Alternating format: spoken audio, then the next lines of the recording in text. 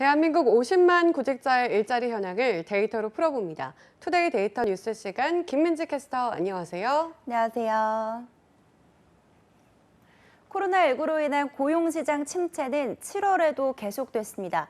취업자가 대폭 감소한 건데요. 끝나지 않은 코로나19의 고용시장 빙하기 데이터 뉴스에서 살펴봅니다. 네, 끝나지 않은 코로나19의 여파가 정말 걱정이 됩니다. 반년 가까이 이어지며 7월 고용 성적표도 좋지 않았던 걸까요? 네, 그렇습니다. 통계청이 얼마 전 2020년 7월 고용 동향을 발표했는데요. 이에 따르면 지난달 취업자 수는 2,710만 6천 명이었다고 합니다. 지난해 같은 기간과 비교를 하면 27만 7천 명이 줄어든 셈이죠. 네, 상당수가 줄었네요. 3월부터 취업자 수가 끊임없이 감소를 하는 것 같은데 벌써 5개월 가까이 취업자 수의 감소세가 이어지는 거네요.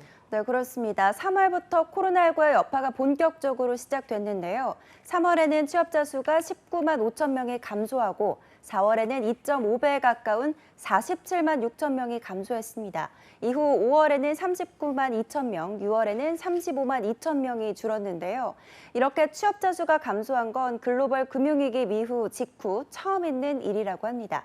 2009년 1월부터 8월까지 8개월 연속으로 취업자가 감소한 이후 11년 만에 최장 기간으로 이어지고 있는 거라 합니다. 네, 역으로 이야기하면 앞으로 3개월 이후에도 계속 취업자가 감소하면 금융위기 때만큼이나 고용시장의 위기가 닥쳤다고 이야기를 할 수 있는 거네요. 네, 그렇습니다. 연령별로 취업자를 보면 37만 9천 명이 늘어난 60세 이상을 제외하고 다른 연령대에선 모두 취업자가 감소했습니다.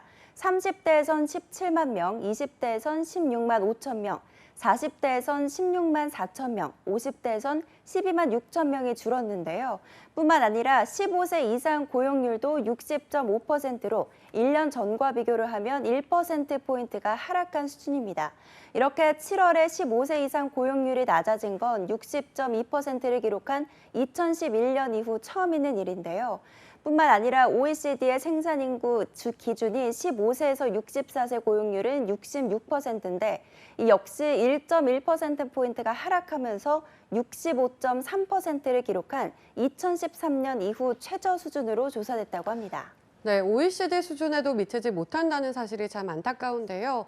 그렇다면 취업자 수에 가장 영향을 끼치는 산업은 뭐였을까요? 네, 일단 노인 일자리가 많은 보건업 및 사회복지 서비스업은 이번에도 16만 1천 명이 증가하면서 전년도 같은 기간과 비교를 했을 때 7.2%가 증가한 걸로 나타났습니다.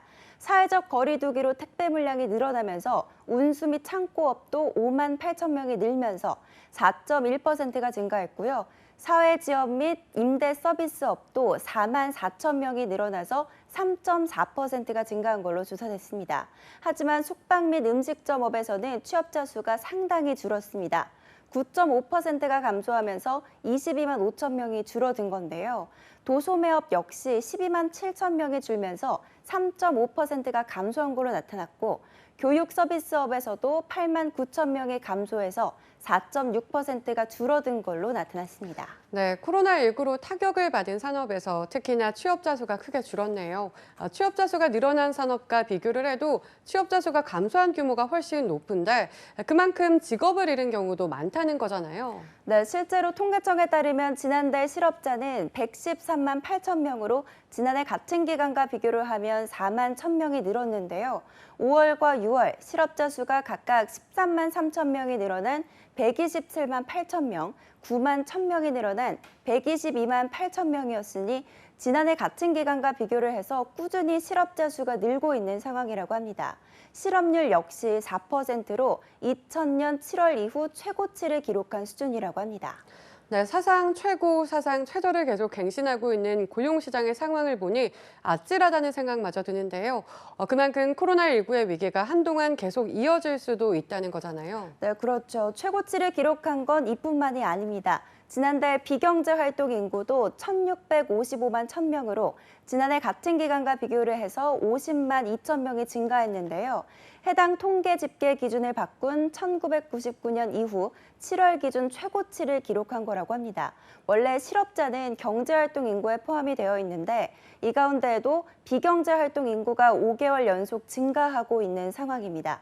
그만큼 코로나19로 인해 고용시장의 냉각기가 고착화되고 있다는 걸 보여주고 있죠.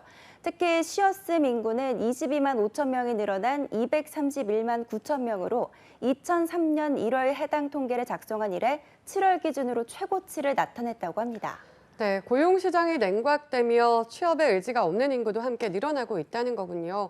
쉬는 인구가 많아진다는 건 그만큼 우리 경제의 원동력이 점차 줄어든다는 건데 비경제활동 인구가 고용시장에 다시 진입을 할 수 있도록 방안을 마련해야 할 텐데요. 네, 하지만 안타깝게도 실업자뿐만이 아니라 잠재적 실업자, 부분 실업자 등을 포함해서 체감 실업률을 보여주는 확장 실업률은 1.9%포인트가 급등한 13.8%로 나타났습니다. 코로나19가 터진 이후 5개월째 비슷한 양상을 보이고 있는 고용시장. 매달 통계청의 발표에는 회복될 기미가 보이지 않고 있는 상황이라 안타까움만 더하고 있습니다.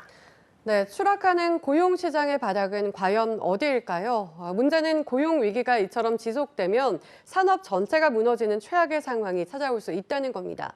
하루빨리 정부가 실시한 다양한 대책들이 효과를 발휘해 지금의 위기에서 벗어날 수 있길 희망해 보겠습니다. 지금까지 데이터 뉴스 시간 김민지 캐스터였습니다. 고맙습니다.